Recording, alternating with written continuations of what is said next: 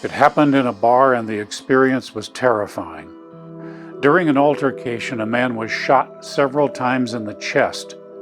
One of the bullets nicked his heart, but as he fell to the floor, the terror vanished. While he lay dying, the man left his body. Instantly, he felt himself taken up into a loving white light. Never had he seen anything so glorious and beautiful.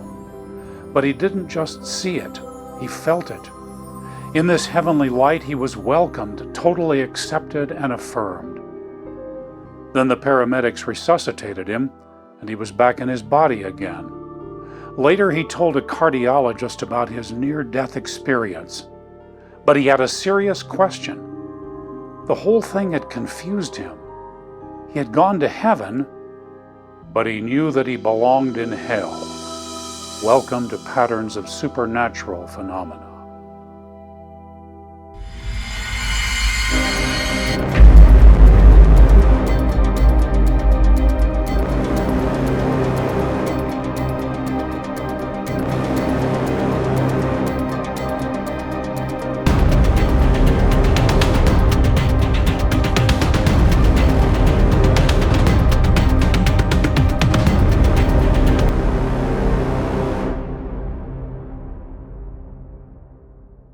The cardiologist was a man named Maurice Rawlings. In the early 1970s, Rawlings was definitely not a religious person. That changed in 1977 because of a disturbing experience. He was working with a team of nurses who were doing a stress test on a man who was having chest pain. Rawlings instructed them to work the man harder until the pain returned. While he was on the machine, the patient had a heart attack. His heart stopped beating. As Rawlings worked to resuscitate him, a strange thing began to happen. Several times the man revived, but then his heart would stop again. And each time he regained consciousness, he started screaming in absolute terror, pleading for the doctor to save him, because every time his heart stopped, he was in hell. Being a good scientific materialist, Rawlings assumed it was just hallucinations. But his patient's shrieks kept on, and they were aggravating. When he was conscious, the man pleaded with Rawlings to pray for him. The doctor felt insulted. He wasn't a priest or a psychiatrist. Finally, just to shut him up, he made up a make-believe prayer. He told the man to say, "Jesus Christ is the Son of God. Keep me out of hell, and if I live, I'm on the hook. I'm yours." Of course, the words were all a fantasy. Rawlings didn't believe any of it. But the man did as he was told, and suddenly the strangest thing happened. No longer was he a screaming, wild-eyed lunatic. He became relaxed and calm. The terror vanished. Seeing such a transformation frightened Dr. Rawlings. Ultimately, it led him to Jesus to forgive his sins and be his Lord and Savior. Over the following decades, Rawlings entered into deep research about near-death experiences. As a cardiologist, he had many opportunities to witness people die. From those events, he wrote several books, including To Hell and Back, where the story of the man who died in the bar can be found. During his years of observation, Rawlings noticed some very strange phenomena. First, he observed people who had clear and terrifying experiences of hell and communicated those awful visions during the crisis of resuscitation. But very quickly, as they recuperated, something odd occurred. The memory of hell that they had witnessed entirely vanished. What had happened? Where had the terrifying memories gone? Rawlings concluded that there was a logical answer. What happens when we go through other experiences that are deeply shocking and traumatic, such as brutal car accidents? To protect us, often our conscious minds simply refuse to recall the trauma. The whole event submerges into our subconscious, where it remains inaccessible while it still affects us. Rawlings came to believe that this natural tendency towards psychological protection is the first reason why near-death experiences of hell do not appear with great frequency in the literature. The vision is so horrible that the majority of experiencers automatically wipe it from their conscious memories. But Rawlings discovered another reason why we don't read more about near-death visions of hell. As the years passed and he accumulated more and more records of these events, he contacted Dr. Kubler-Ross and other leading writers in the field, offering to share his files with them. They didn't want to see them. They didn't want to write about such negative visions. This led Rawlings to believe that near-death experiences of hell are being consciously suppressed by many in the medical community. And it's understandable. Medical personnel are frightened of them and prefer not to think about them. And for those who are writers, you sell a lot more books by making people feel good. But there is a third reason why near-death experiences of hell are not common. That takes us back to the man who was shot in the chest. In that near-death view, what appeared to be heaven, the white light, did not mention that 3 years previously he had murdered 2 people during a robbery. All he felt was peace and love. Why had he been shot in the chest? He had been in a bar and had started dancing with what he thought was a beautiful young woman, but very quickly discovered that his partner was a cross-dresser. He hated gay people, so he had beaten him up. The man had gone behind the bar, pulled out a gun, and shot him. So what did he say to Rawlings about his near-death experiences? These are his words, and I quote, "Well, it felt good to be in this beautiful place, but I kept wondering why the light never asked me about beating the heck out of the cross-dresser. And the light never mentioned the 2 killings from the past. I was glad he didn't ask me about those things, but if he was from God, why didn't he? I thought about bringing it up, but I said to myself, why knock a good thing, and kept my mouth shut. I knew I should be in hell instead of this nice place. Doc, does God ever make mistakes?" End of quote. That's a good question for us. Did God make a mistake, or did he just overlook the man's awful, unrepented deeds? I believe there is a third possibility. Why are there not more experiences of hell? Could it be because many people are given visions of a fake heaven with lying messages to bring back to the world? If you want to read some darkly hilarious literature, I suggest reading books that come from advanced spirit beings that channel their wisdom through a human medium. One of the classics of channel literature is a book entitled Seth Speaks. According to the jacket, and I quote, "Seth is a personality no longer focused in physical reality. Having spent time creating television series, I've known a network executive or 2 who fit that description." In 1963, a woman named Jane Roberts and her husband started playing with a Ouija board. Suddenly, messages began coming from it. This led Jane to become a trance medium in order to channel the wisdom of an entity who called himself Seth. Was Jane really channeling Seth, or was it all just regurgitated from her imagination? I think there is good reason to believe she was actually in touch with something beyond. The voice and the style of speech were entirely different from her own, and what it said was completely out of character for her. What she experienced was spirit possession. We're going to get into all of that in future episodes. When you read so-called channel literature, you are wading in a swamp of mental poo right up to your eyeballs. But in the middle of all the asinine blather, you may come upon a fragment of fascinating information. Seth has a very big mouth and he loves to boast.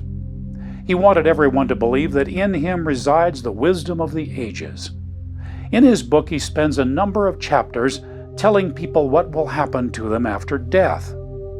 Buried in the mountain of poo is a scintillating factoid that I think represents truth. Seth is a very busy entity, and he has many associates. According to him, all of these advanced beings are deeply interested in helping poor benighted humans like you and me.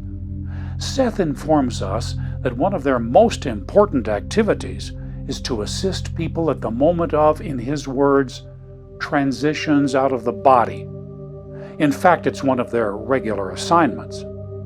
Seth and his colleagues have a great concern. It is their desire to meet the spiritual expectations of every human when we die.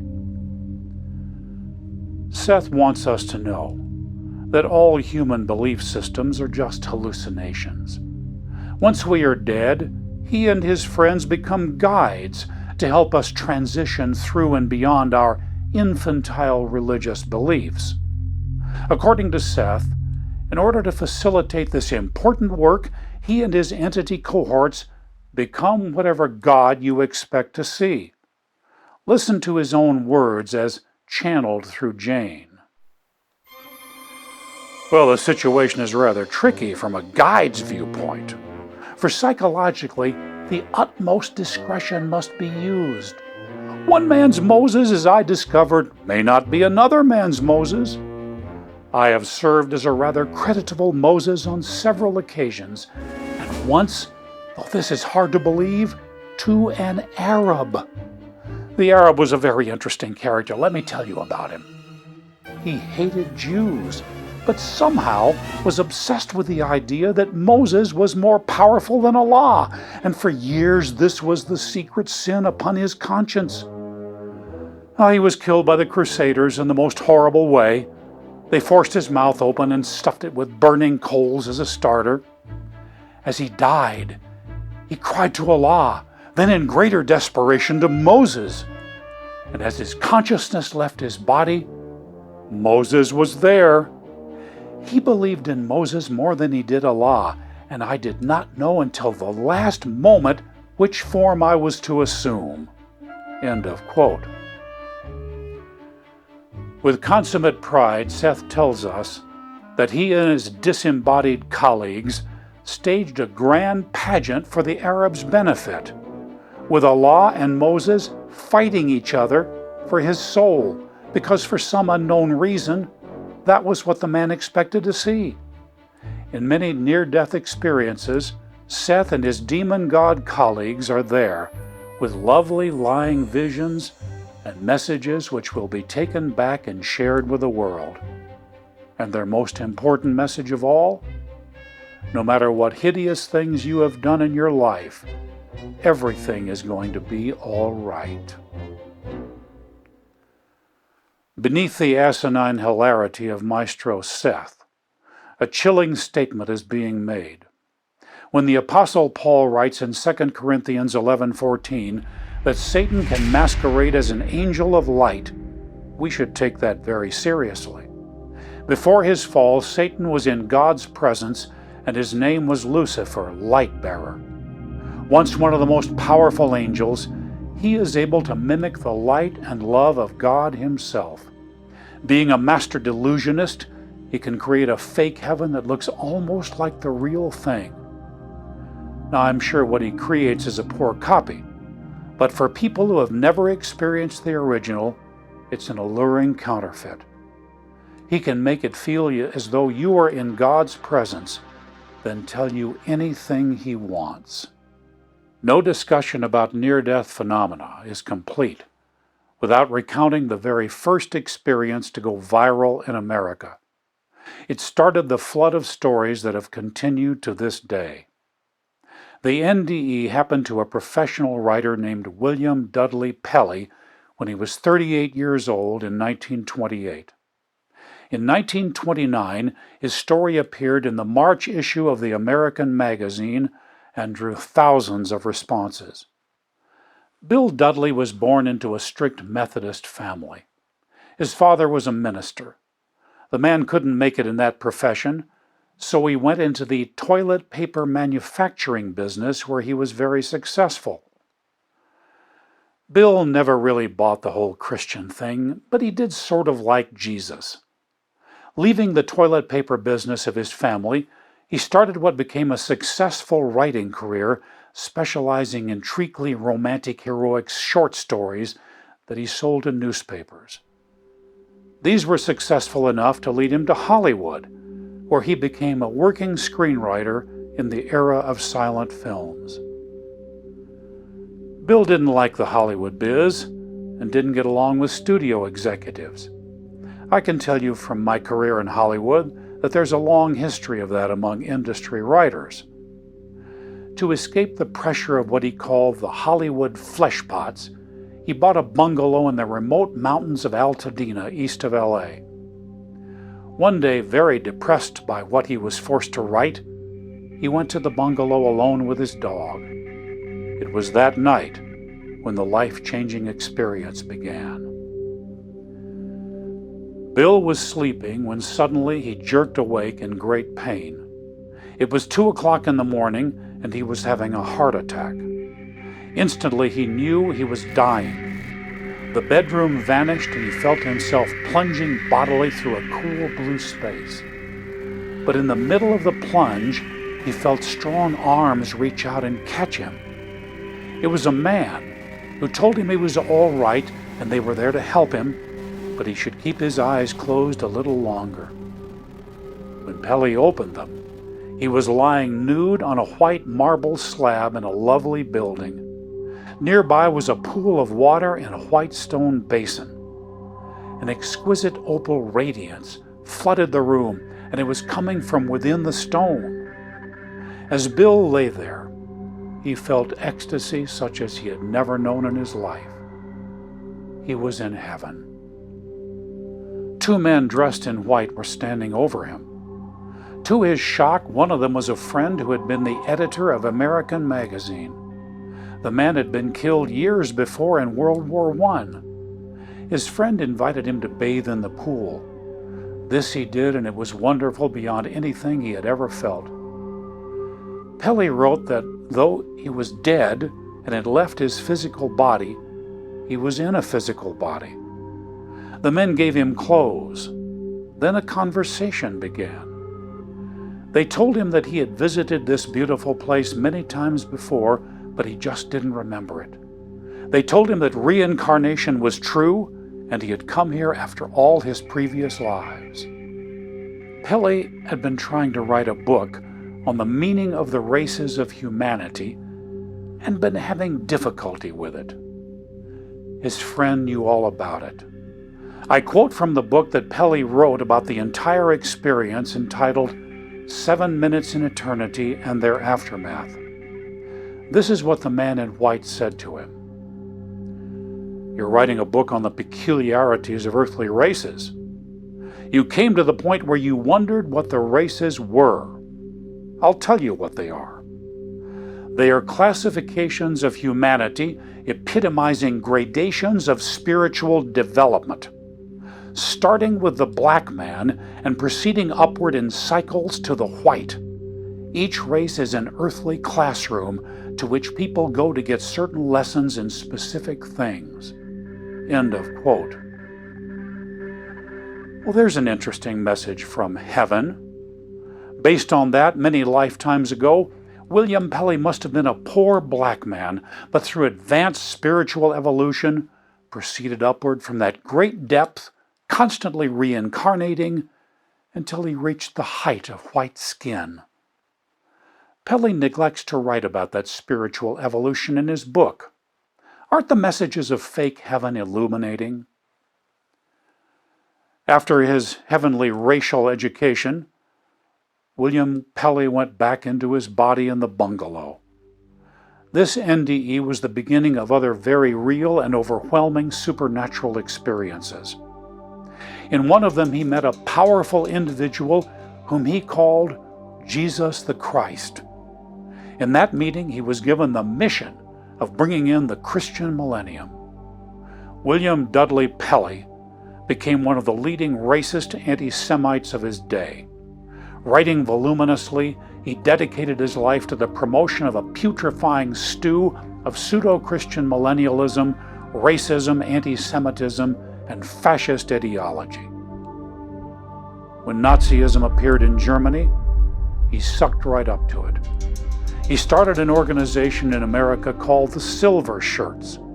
Across the country, thousands of men joined and armed themselves, meeting in camps, preparing to go to war within America. They were dedicated to bring in a Christian fascist millennium. So you don't think fake heavens and fake Jesuses exist? Oh, they do. And all of them are created by Satan, who is the ultimate racist and anti-Semite. As Seth told us, these wonderful beings are waiting to give you the glistening experience of heaven that you expect. But behind the curtain is hell. When World War II began, William Dudley Pelley was convicted of sedition and went to prison. His Silver Shirt movement fell apart. When the war ended and he was released, he continued his writing, founding a dirty little cult. He died in 1965, at which point I'm sure he had a very unpleasant awakening in the opposite of heaven. But let's be clear about one thing. There is every reason to believe that Mr. Pelley was telling the truth about his NDE. The delusion of fake heaven was a real experience that changed his entire life, empowering every hate and stupidity. In 2 Corinthians 11:4, the Apostle Paul warns his readers about people who preach a fake Jesus. Where do their lies come from? In every form, their source is the father of lies, who can present himself as an angel of light. Filled with glory, he leads into eternal destruction all those who believe his fascinating illusions. In John 14:6, Jesus Christ said, "I am the way, the truth, and the life. No one comes to the Father except through me." No one goes to the real heaven except by receiving forgiveness for sin from the real Jesus, God's Son, who gave his life to save you and me. Don't be fooled. There is no other way. In the next episode, we're going to look at one of the most important experiences of a false heaven that has ever been recorded. As always, please do like, subscribe, and share our channel. Also, give us your thoughts in the comments section. All of this is very important to us. Thank you.